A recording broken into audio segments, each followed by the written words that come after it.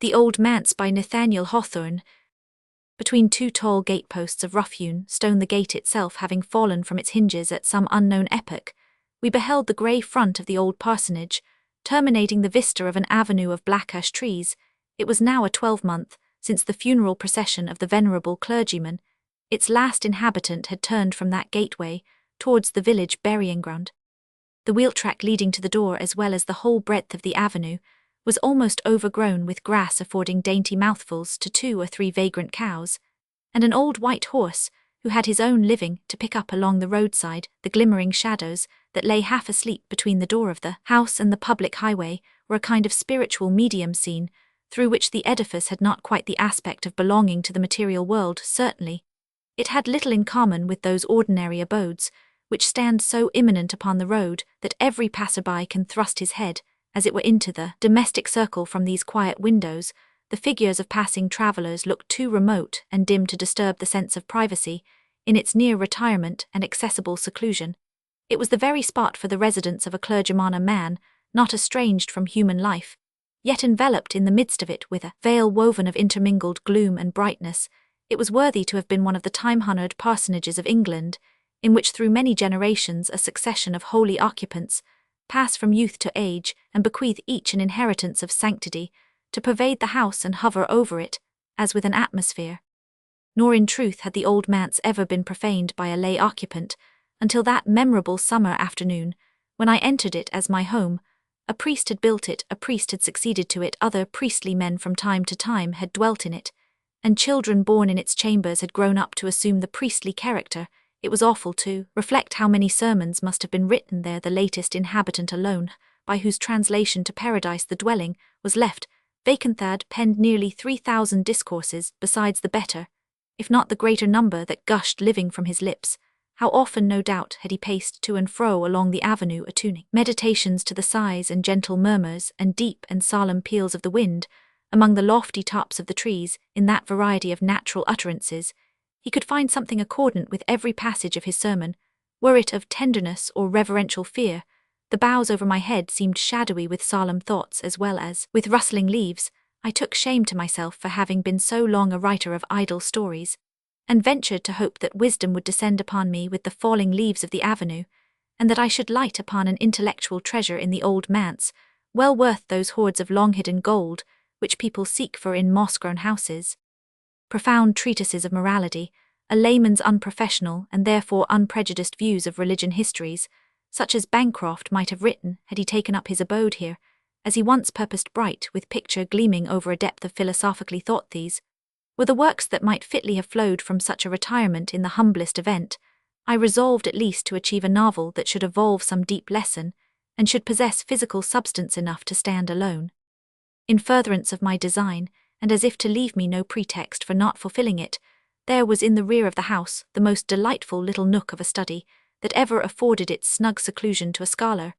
It was here that Emerson wrote nature, for he was then an inhabitant of the manse, and used to watch the Assyrian dawn and Paphian sunset and moonrise from the summit of our eastern hill. When I first saw the room, its walls were blackened with the smoke of unnumbered years, and made still blacker by the grim prints of Puritan ministers that hung around. These worthies looked strangely like bad angels, or at least like men who had wrestled so continually and so sternly with the devil that somewhat of his sooty fierceness had been imparted to their own visages. They had all vanished now. A cheerful coat of paint and golden-tinted paper hangings lighted up the small apartment, while the shadow of a willow tree that swept against the overhanging eaves tempered the cheery western sunshine. In place of the grim prints, there was the sweet and lovely head of one of Raphael's Madonnas, and 2 pleasant little pictures of the Lake of Como. The only other decorations were a purple vase of flowers always fresh, and a bronze one containing graceful ferns. My books, few and by no means choice, for they were chiefly such waifs as chance had thrown in my way, stood in order about the room, seldom to be disturbed. The study had 3 windows set with little old-fashioned panes of glass, each with a crack across it. The 2 on the western side looked, or rather peeped, between the willow branches down into the orchard, with glimpses of the river through the trees. The 3rd, facing northward, commanded a broader view of the river at a spot where its hitherto obscure waters gleam forth into the light of history. It was at this window that the clergyman who then dwelt in the manse stood watching the outbreak of a long and deadly struggle between two nations, he saw the irregular array of his parishioners on the farther side of the river, and the glittering line of the British on the hither bank. He awaited, in an agony of suspense, the rattle of the musketry. It came, and there needed but a gentle wind to sweep the battle smoke around this quiet house. Perhaps the reader whom I cannot help considering as my guest in the old manse, and entitled to all courtesy in the way of sight-showing, perhaps he will choose to take a nearer view of the memorable spot. We stand now on the river's brink. It may well be called the Concord, the river of peace and quietness, for it is certainly the most unexcitable and sluggish stream that ever loitered imperceptibly towards its eternity. See positively, I had lived 3 weeks beside it before it grew quite clear to my perception which way the current flowed. It never has a vivacious aspect, except when a northwestern breeze is vexing its surface on a sunshiny day. From the incurable indolence of its nature, the stream is happily incapable of becoming the slave of human ingenuity, as is the fate of so many a wild free mountain torrent. While all things else are compelled to subserve some useful purpose, it idles its sluggish life away in lazy liberty, without turning a solitary spindle, or affording even water power enough to grind the corn that grows upon its banks. The torpor of its movement allows it nowhere a bright pebbly shore, nor so much as a narrow strip of glistening sand in any part of its course. It slumbers between broad prairies kissing the long meadow grass, and bathes the overhanging boughs of elder bushes and willows, or the roots of elms and ash trees and clumps of maples. Flags and rushes grow along its plashy shore, the yellow water lily spreads its broad flat leaves on the margin, and the fragrant white pond lily abounds, generally selecting a position just so far from the river's brink that it cannot be grasped save at the hazard of plunging in. It is a marvel whence this perfect flower derives its loveliness and perfume, springing, as it does, from the black mud over which the river sleeps, and where lurk the slimy eel and speckled frog, and the mud turtle whom continual washing cannot cleanse. It is the very same black mud out of which the yellow lily sucks its obscene life and noisome odour. Thus we see too in the world that some persons assimilate only what is ugly and evil from the same moral circumstances, which supply good and beautiful results. Fragrance of celestial flowerstow, the daily life of others. The reader must not from any testimony of mine contract a dislike towards our slumberous stream. In the light of a calm and golden sunset, it becomes lovely, beyond expression, the more lovely for the quietude that so well accords with the hour when even the wind, after blustering all day long, usually hushes itself to rest each tree and rock, and every blade of grass is distinctly imaged, and however unsightly in reality, assumes ideal beauty in the reflection.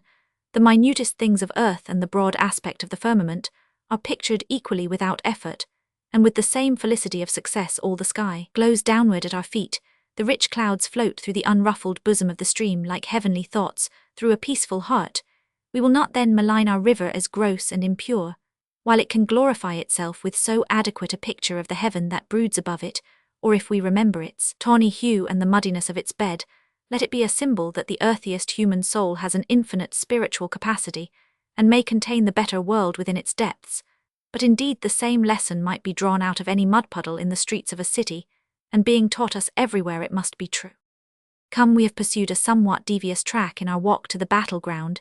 Here we are at the point where the river was crossed by the old bridge, the possession of which was the immediate object of the contest. On the hither side grow 2 or 3 elms, throwing a wide circumference of shade, but which must have been planted at some period within the 80 years, and 10 that have passed since the battle day. On the farther shore, overhung by a clump of elder bushes, we discern the stone abutment of the bridge looking down into the river. I once discovered some heavy fragments of the timbers, all green, with half a century's growth of water moss, for during that length of time, the tramp of horses and human footsteps have ceased along this ancient highway. The stream has here about the breadth of 20 strokes of a swimmer's armour space, not too wide.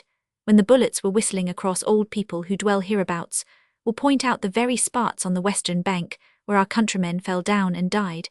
And on this side of the river, an obelisk of granite has grown up from the soil that was fertilized with British blood. The monument, not more than 20 feet in height, is such as it befitted the inhabitants of a village to erect in illustration of a matter of local interest, rather than what was suitable to commemorate an epoch of national history.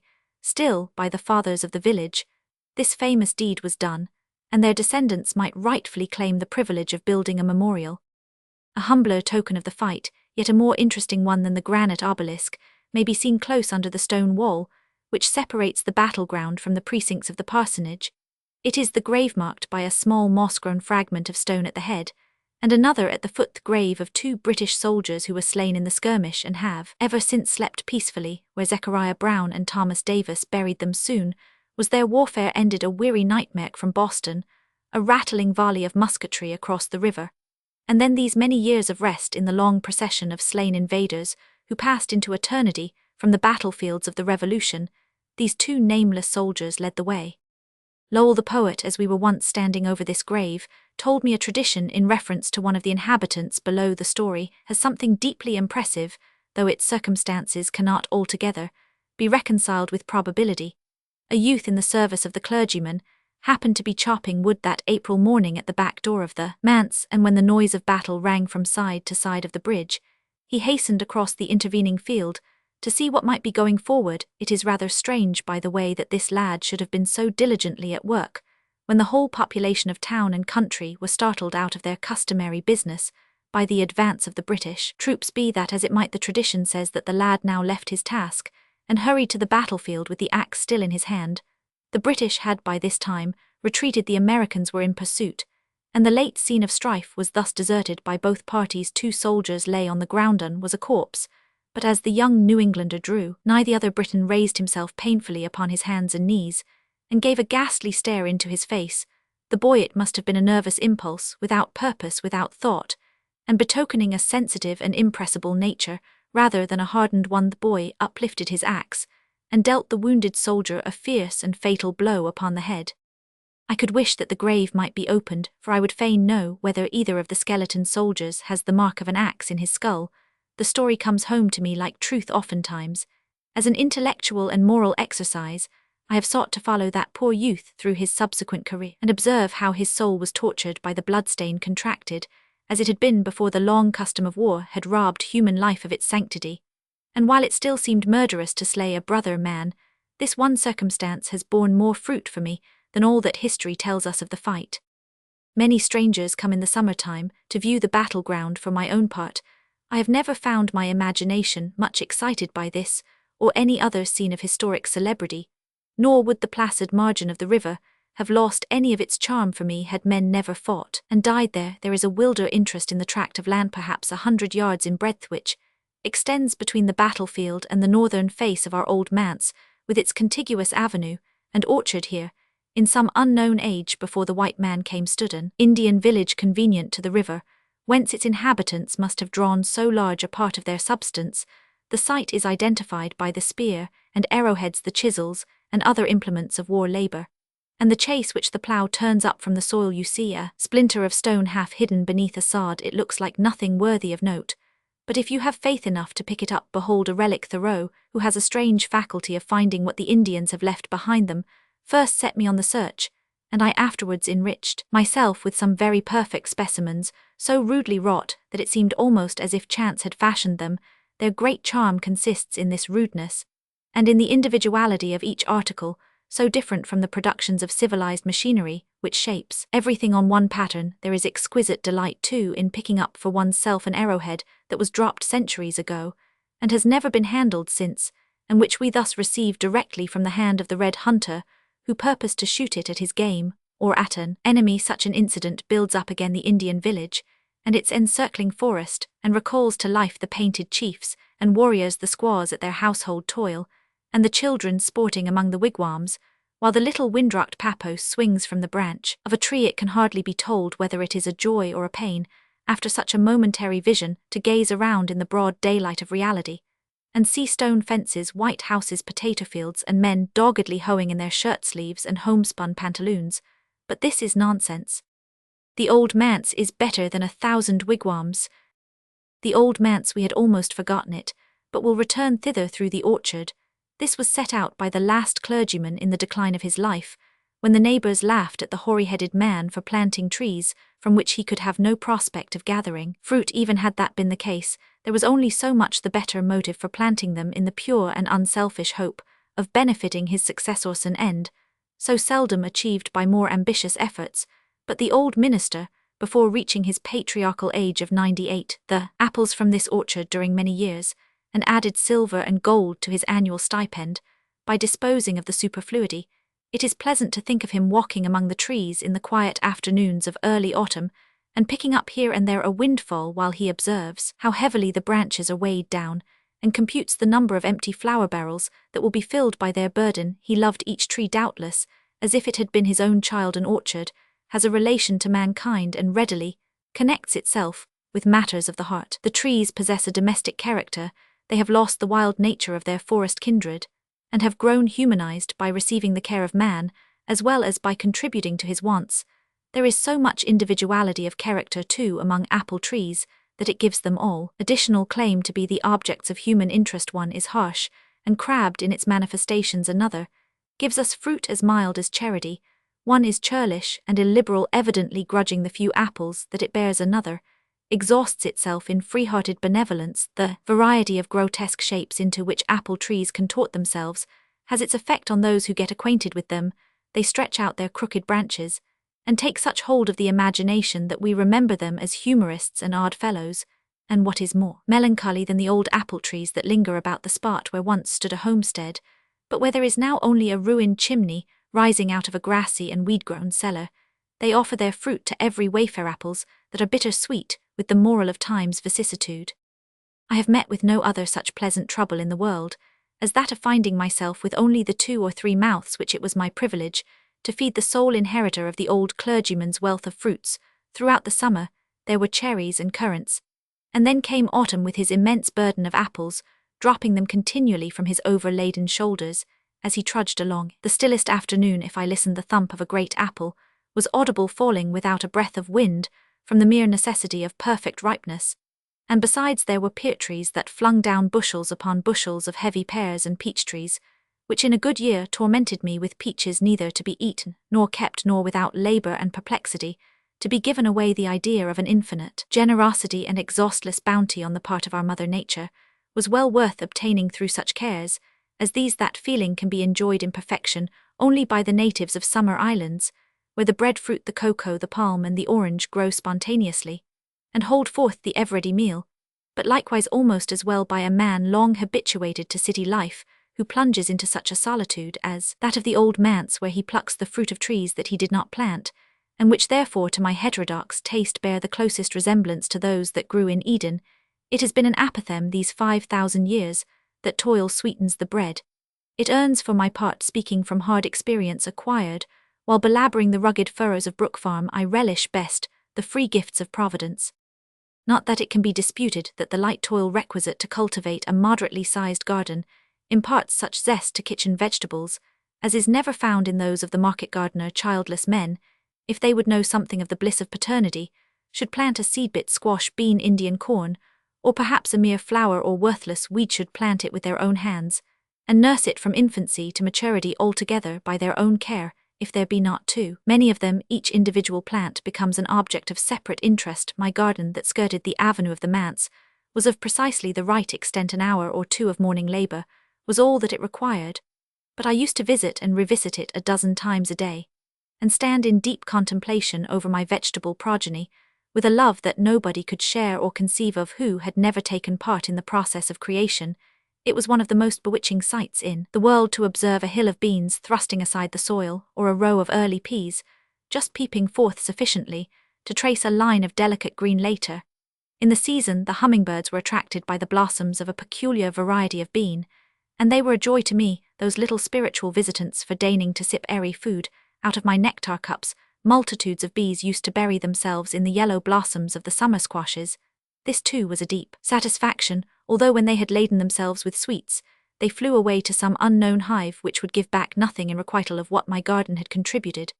But I was glad thus to fling a benefaction upon the passing breeze, with the certainty that somebody must profit by it, and that there would be a little more honey in the world, to allay the sourness and bitterness which mankind is always complaining of. Yes, indeed, my life was the sweeter for that honey.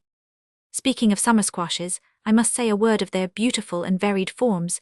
They presented an endless diversity of urns and vases, shallow, or deep scalloped, or plain, moulded in patterns which a sculptor would do well to copy, Since art has never invented anything more graceful, 100 squashes in the garden were worth in my eyes at least of being rendered indestructible in marble, if ever Providence, but I know it never will, should assign me a superfluity of gold, part of it shall be expended for a service of plate or most delicate porcelain, to be wrought into the shapes of summer squashes gathered from vines which I will plant with my own hands. As dishes for containing vegetables, they would be peculiarly appropriate. But not merely the squeamish love of the beautiful was gratified by my toil in the kitchen garden. There was a hearty enjoyment likewise in observing the growth of the crook-necked winter squashes, from the first little bulb, with the withered blossom adhering to it, until they lay strewn upon the soil, big round fellows, hiding their heads beneath the leaves, but turning up their great yellow rotundities to the noontide sun gazing at them. I felt that by my agency something worth living for had been done. New substance was born into the world. They were real and tangible existences, which the mind could seize hold of and rejoice in. A cabbage, too, especially the early Dutch cabbage, which swells to a monstrous circumference, until its ambitious heart often bursts asunder, is a matter to be proud of when we can claim a share with the earth and sky in producing it. But after all, the hugest pleasure is reserved until these vegetable children of ours are smoking on the table, and we like Saturn make a meal of them. What with the river, the battlefield, the orchard, and the garden, the reader begins to despair of finding his way back into the old manse, but in agreeable weather it is the truest hospitality to keep him out of doors. I never grew quite acquainted with my habitation, till a long spell of sulky rain had confined me beneath its roof. There could not be a more sombre aspect of external nature than as then seen from the windows of my study. The great willow tree had caught and retained among its leaves a whole cataract of water, to be shaken down at intervals by the frequent gusts of wind all day long, and for a week together the rain was drip drip dripping and splash splish splashing from the eaves and bubbling and foaming into the tubs beneath the spouts. The old unpainted shingles of the house and outbuildings were black with moisture, and the mosses of ancient growth upon the walls looked green and fresh, as if they were the newest things, an afterthought of time. The usually mirrored surface of the river was blurred by an infinity of raindrops. The whole landscape had a completely water-soaked appearance, conveying the impression that the earth was wet through like a sponge, while the summit of a wooded hill about a mile distant was enveloped in a dense mist, where the demon of the tempest seemed to have his abiding place, and to be plotting still direr inclemencies. Nature has no kindness, no hospitality during a rain in the fiercest beat of sunny days.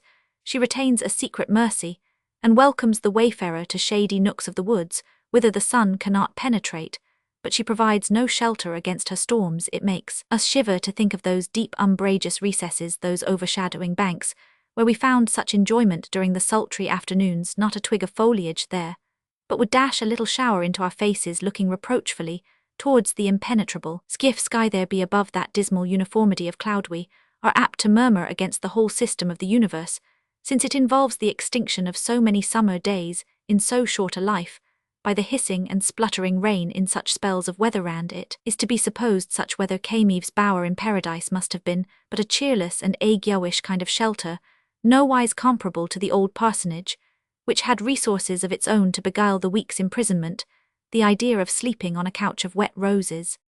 Happy the man who in a rainy day can betake himself to a huge garret, stored like that of the manse with lumber that each generation has left behind it from a period before the Revolution. Our garret was an arched hall dimly illuminated through small and dusty windows.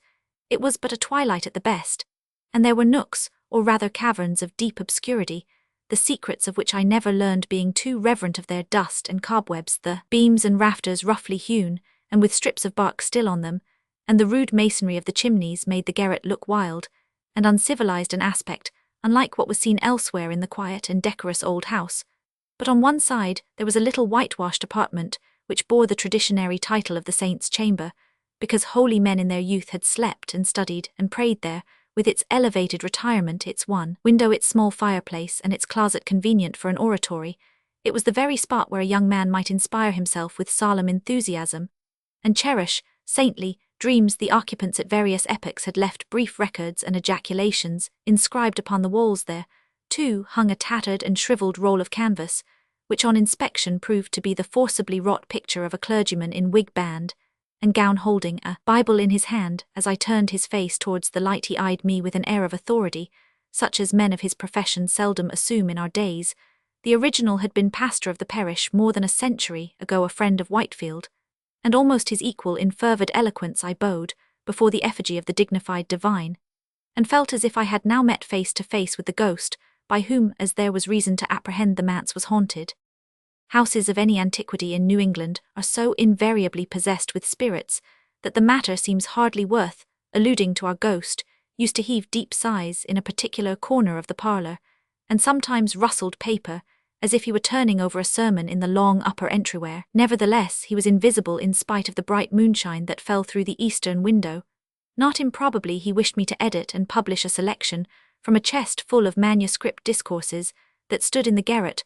Once, while Hillard and other friends sat talking with us in the twilight, there came a rustling noise as of a minister's silk gown sweeping through the very midst of the company, so closely as almost to brush against the chairs. Still, there was nothing visible. A yet stranger business was that of a ghostly servant maid, who used to be heard in the kitchen at deepest midnight, grinding coffee, cooking, ironing, performing, in short, all kinds of domestic labour. Although no traces of anything accomplished could be detected the next morning, some neglected duty of her servitude, some ill-starked ministerial band, disturbed the poor damsel in her grave, and kept her at work without any wages.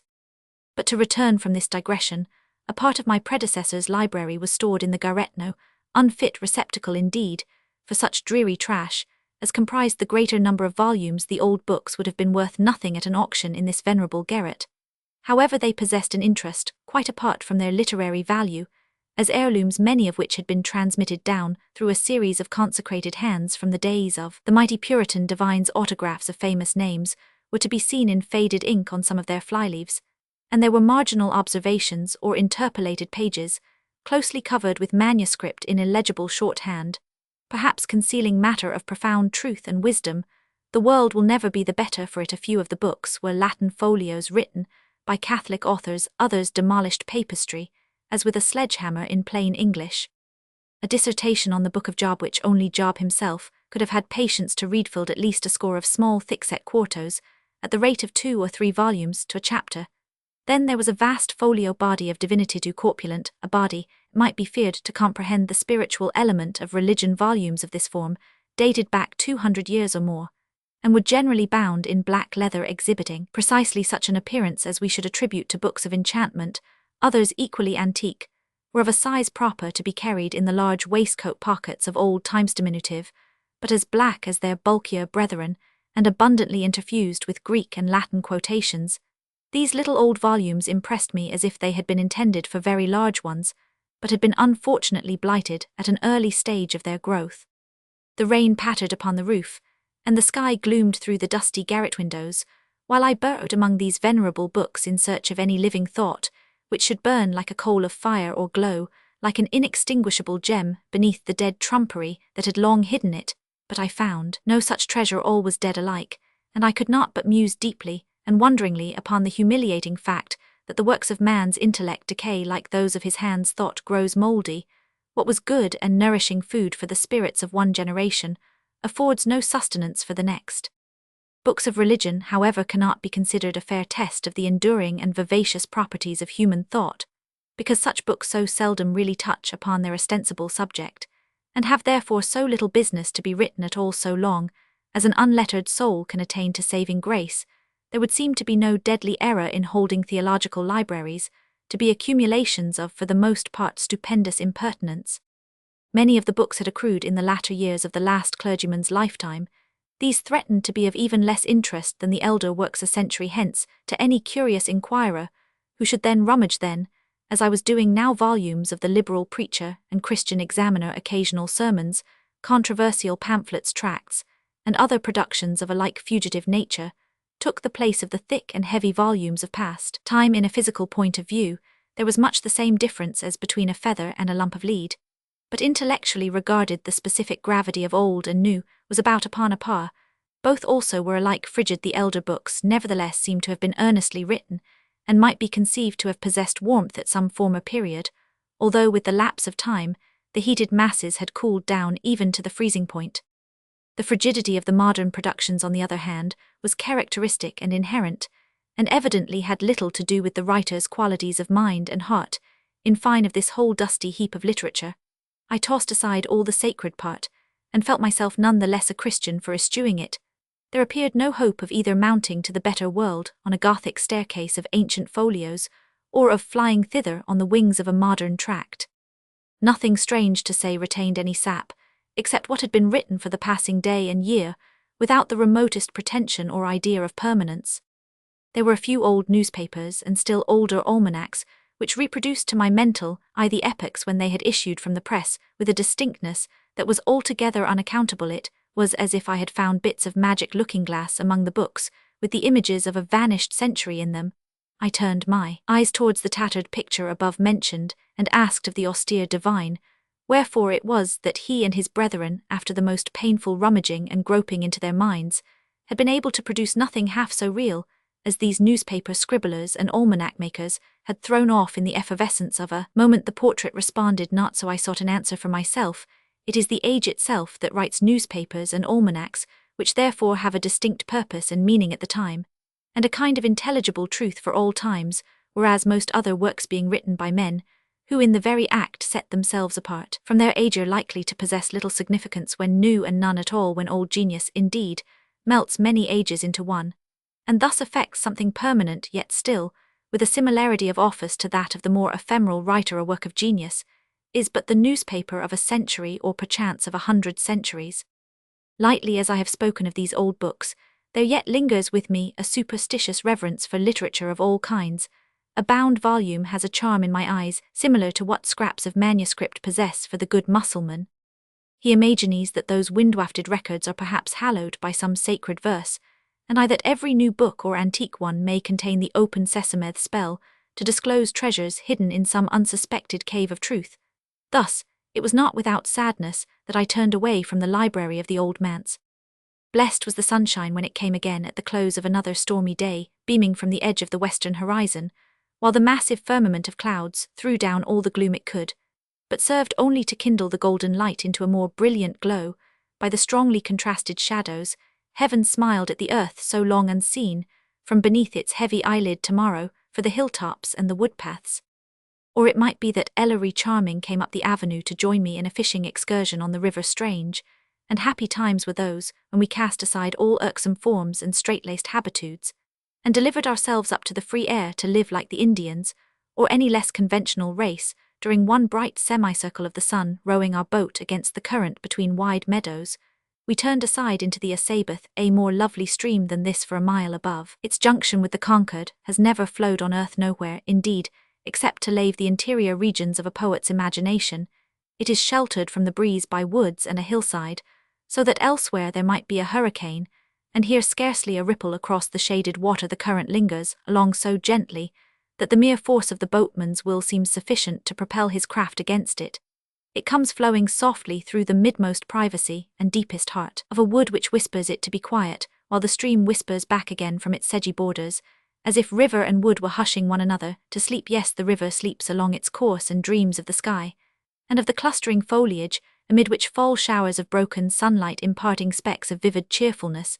In contrast with the quiet depth of the prevailing tint of all this scene, the slumbering river has a dream picture in its bosom, which after all was the most real picture, or the original, objects palpable to our grosser senses, or their apotheosis in the stream beneath. Surely the disembodied images stand in closer relation to the soul, but both the original and the reflection had here an ideal charm, and had it been a thought more wild, I could have fancied that this river had strayed forth out of the rich scenery of my companion's inner world.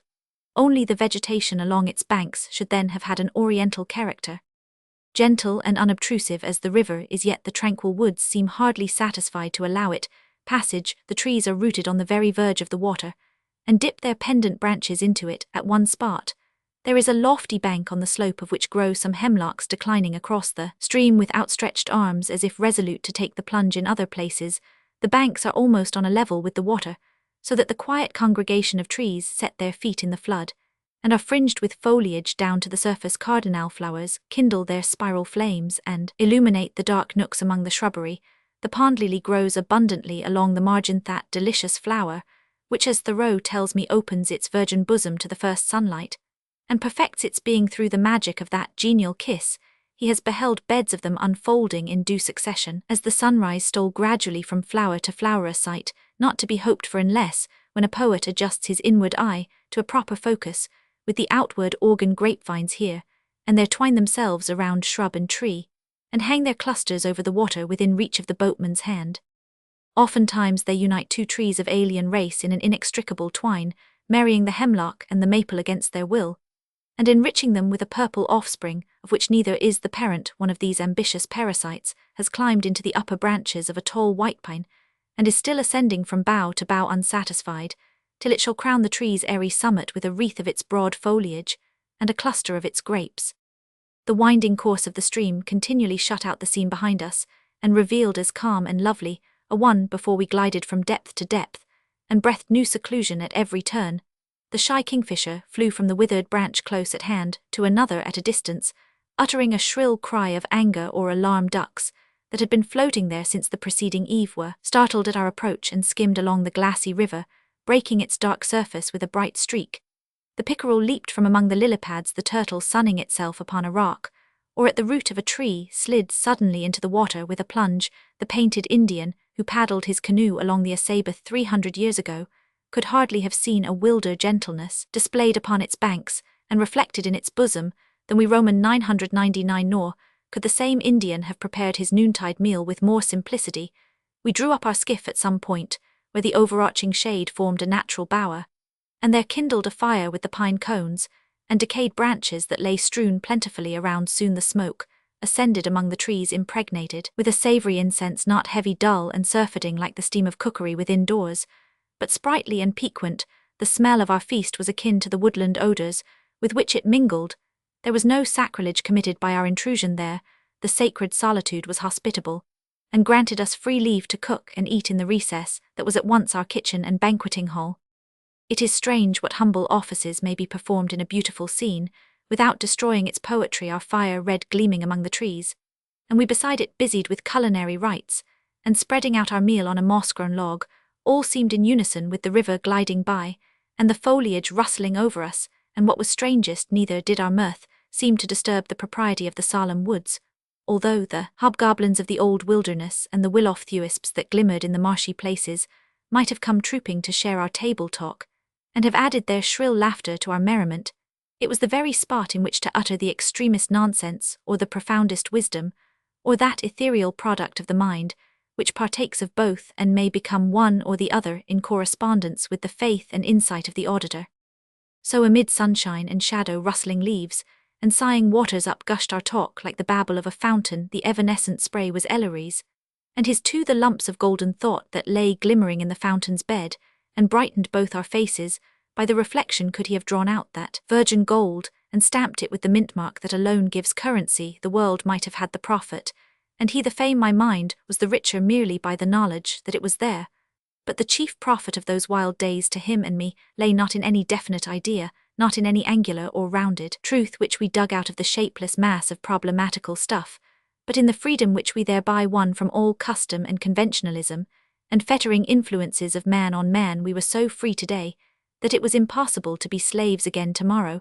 When we crossed the threshold of the house or trod the thronged pavements of a city, still the leaves of the trees that overhang the Asabeth were whispering to us, be free, therefore. Along that shady riverbank there are spots marked with a heap of ashes and half-consumed brands, only less sacred in my remembrance than the hearth of a household fire. And yet how sweet, as we floated homeward adown the golden river at sunset, how sweet was it to return within the system of human society, not as to a dungeon and a chain, but as to a stately edifice whence we could go forth at will into state her simplicity.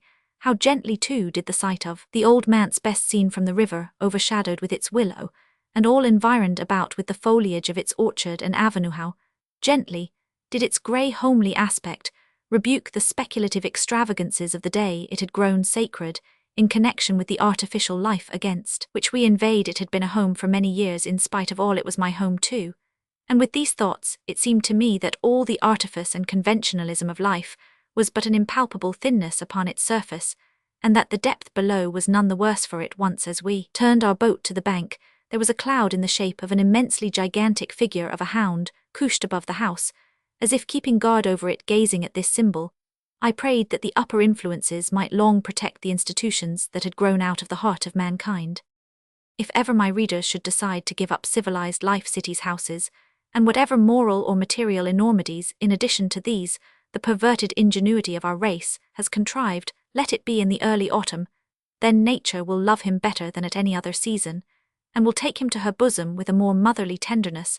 I could scarcely endure the roof of the old house above me in those first autumnal days. How early in the summer, too, the prophecy of autumn comes, earlier in some years than in others, sometimes even in the first weeks of July.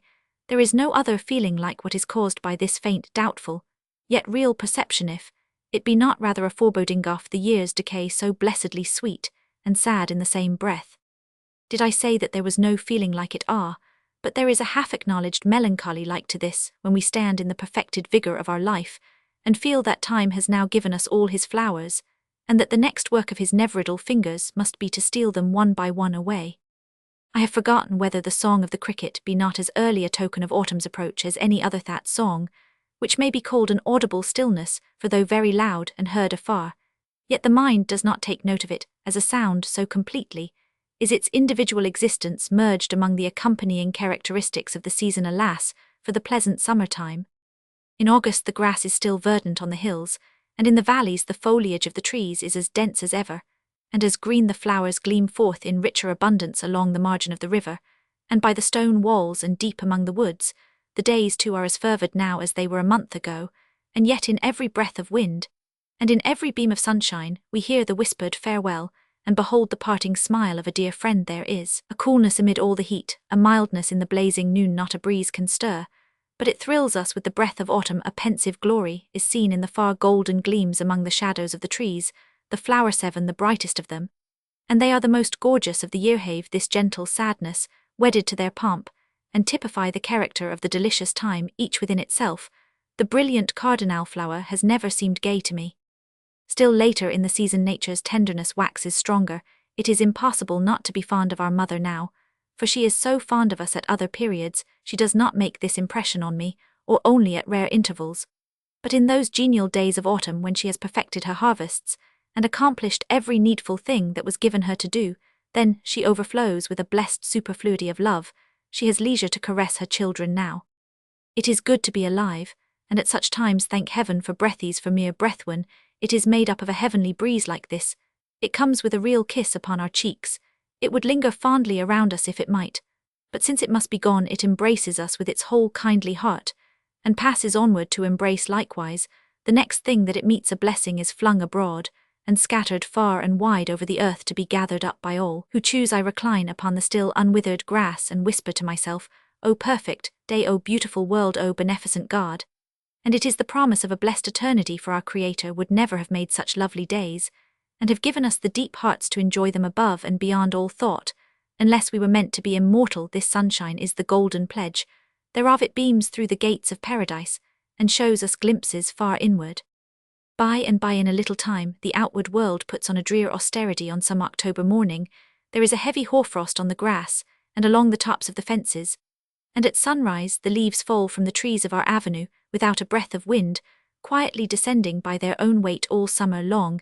They have murmured like the noise of waters, they have roared loudly, while the branches were wrestling with the thundergust. They have made music both glad and solemn. They have attuned my thoughts by their quiet sound, as I paced to and fro beneath the arch of intermingling boughs. Now they can only rustle under my feet. Henceforth the grey parsonage begins to assume a larger importance, and draws to its fireside, for the abomination of the airtight stove is reserved till wintry weather draws closer and closer to its fireside the vagrant impulses that had gone wandering about through the summer.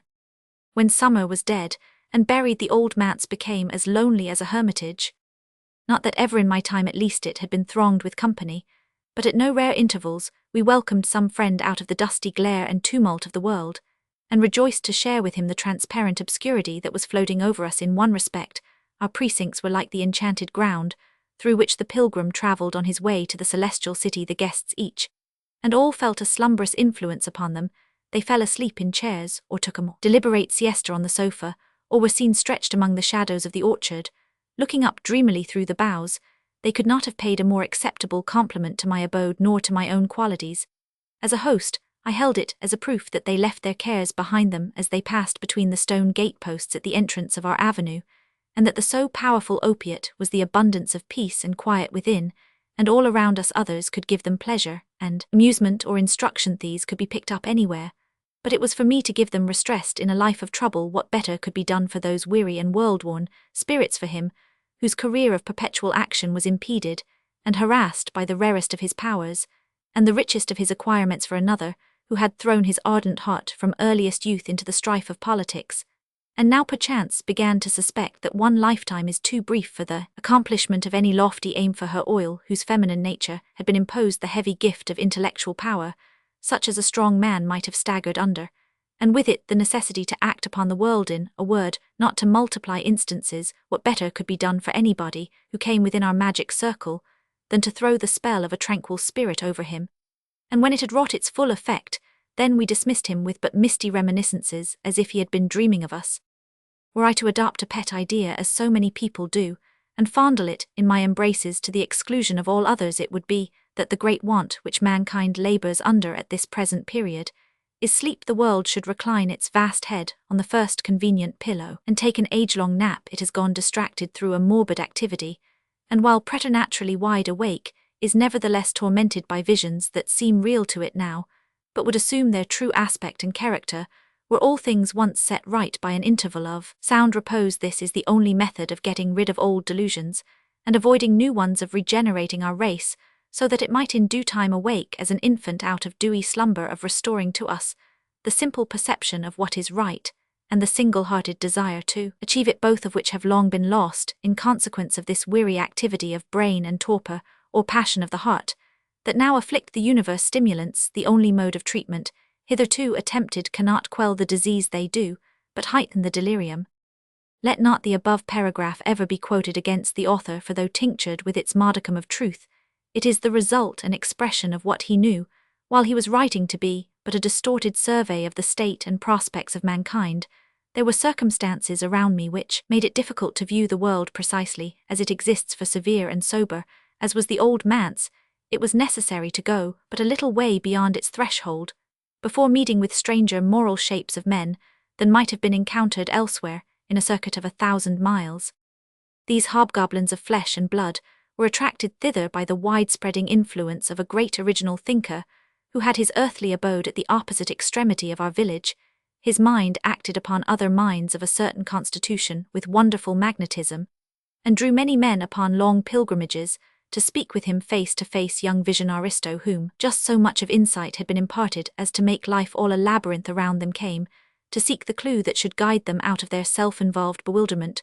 Grey-headed theorists whose systems, at first air, had finally imprisoned them in an iron framework, travelled painfully to his door, not to ask deliverance, but to invite the free spirit into their own thraldom. People that had lighted on a new thought, or a thought that they fancied new, came to Emerson, as the finder of a glittering gem hastens to a lapidary, to ascertain its quality and value. Uncertain, troubled, earnest wanderers, through the midnight of the moral world, beheld his intellectual fire as a beacon burning on a hilltop, and climbing the difficult ascent looked forth into the surrounding obscurity more hopefully than hitherto.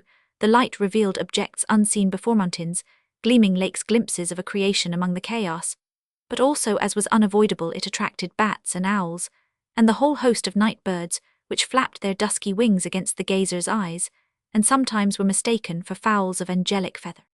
Such delusions always hover nigh whenever a beacon fire of truth is kindled. For myself, there had been epochs of my life when I too might have asked of this prophet the master word that should solve me the riddle of the universe, but now, being happy, I felt as if there were no question to be put, and therefore admired Emerson as a poet of deep beauty and austere tenderness, but sought nothing from him as a philosopher.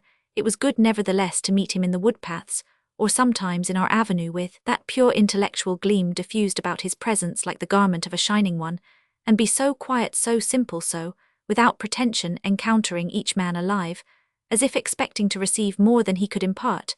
And in truth, the heart of many an ordinary man had perchance inscriptions which he could not read, but it was impossible to dwell in his vicinity without inhaling more or less the mountain atmosphere of his lofty thought, which in the brains of some people wrought a singular giddiness. New Truth, being as heady as new wine never, was a poor little country village, infested with such a variety of queer, strangely dressed, oddly behaved mortals, most of whom took upon themselves to be important agents of the world's destiny, yet were simply bores of a very intense water, such I imagine, is the invariable character of persons who crowd so closely about an original thinker as to draw in his unuttered breath, and thus become imbued with a false originality. This triteness of novelty is enough to make any man of common sense blaspheme at all ideas of less than a century's standing and pray that the world may be petrified and rendered immovable in precisely the worst moral and physical state that it ever yet arrived at rather than be benefited by such schemes of such philosophers. And now I begin to feel, and perhaps should have sooner felt, that we have talked enough of the old manse, mine honoured reader. It may be will vilify the poor author as an egotist for babbling through so many pages about a moss-grown country parsonage, and his life within its walls, and on the river, and in the woods, and the influences that wrought upon him from all these sources. My conscience, however, does not reproach me with betraying anything too sacredly individual, to be revealed by a human spirit to its brother or sister spirit, how narrow, how shallow and scanty too is the stream of thought that has been flowing from my pen, compared with the broad tide of dim emotions, ideas and associations, which swell around me from that portion of my existence. How little have I told, and of that little how almost nothing is even tinctured with any quality that makes it exclusively my own. Has the reader gone wandering hand in hand with me through the inner passages of my being, and have we groped together into all its chambers, and examined their treasures or their rubbish? Not so. We have been standing on the greensward, but just within the cavern's mouth, where the common sunshine is free to penetrate, and where every footstep is therefore free to come. I have appealed to no sentiment or sensibilities, save such as are diffused among us. All so far as I am a man of really individual attributes, I veil my face, nor am I, nor have I ever been, one of those supremely hospitable people who serve up their own hearts, delicately fried with brain sauce, as a tidbit for their beloved public. Glancing back over what I have written, it seems but the scattered reminiscences of a single summer in fairyland. There is no measurement of time, and in a spot so sheltered from the turmoil of life's ocean, 3 years hastened away with a noiseless flight, as the breezy sunshine chases the cloud shadows across the depths of a still valley. Now came hints, growing more and more distinct, that the owner of the old house was pining for his native air. Carpenters next appeared, making a tremendous racket among outbuildings, strewing the green grass with pine shavings and chips of chestnut joists, and vexing the whole antiquity of the place with their discordant renovations. Soon, moreover, they divested our abode of the veil of woodbine, which had crept over a large portion of its southern face. All the aged mosses were cleared unsparingly away, and there were horrible whispers about brushing up the external walls with a coat of paint, a purpose as little to my taste as might be that of rouging the venerable cheeks of one's grandmother. But the hand that renovates is always more sacrilegious than that which destroys. In fine, we gathered up our household goods, drank a farewell cup of tea in our pleasant little breakfast room, delicately fragrant tea, an unpurchasable luxury, one of the many angel gifts that had fallen like dew upon us, and passed forth between the tall stone gateposts as uncertain as the wandering Arabs where our tent might next be pitched. Providence took me by the hand, and an oddity of dispensation, which I trust there is no irreverence in smiling Athens, led me, as the newspapers announce while I am writing, from the old manse into a custom house. As a storyteller, I have often contrived strange vicissitudes for my imaginary personages, but none like this. The treasure of intellectual gold, which I hoped to find in our secluded dwelling, had never come to light. No profound treatise of ethics, no philosophically history, no novel even that could stand unsupported on its edges. All that I had to show as a man of letters were these few tales and essays, which had blossomed out like flowers in the calm summer of my heart and mind. Save editing, an easy task, the journal of my friend of many years, the African cruiser, I had done nothing else with these idle weeds and withering blossoms. I have intermixed some that were produced long, aggled, faded things, reminding me of flowers pressed between the leaves of a bookhand. Now offer the bouquet such as it is to any whom it may please. These fitful sketches, with so little of external life about them, yet claiming no profundity of purpose, so reserved even while they sometimes seem so frank often, but half in earnest, and never even when most so expressing satisfactorily the thoughts which they profess to image. Such trifles, I truly feel, afford no solid basis for a literary reputation. Nevertheless, the publicif, my limited number of readers, whom I venture to regard rather as a circle of friends, may be termed a public, will receive them the more kindly as the last offering, the last collection of this nature, which it is my purpose ever to put forth. Unless I could do better, I have done enough in this kind for myself, the book will always retain one charmers reminding me of the river with its delightful solitudes, and of the avenue, the garden, and the orchard, and especially the dear old manse with the little study on its western side, and the sunshine glimmering through the willow branches, while I wrote. Let the reader, if he will do me so much honour, imagine himself my guest, and that having seen whatever may be worthy of notice within, and about the old manse, he has finally been ushered into my study there. After seating him in an antique elbow chair, an heirloom of the house, I take forth a roll of manuscript, and entreat his attention to the following taleson act of personal inhospitality, however which I never was guilty of nor ever will be even to my worst enemy.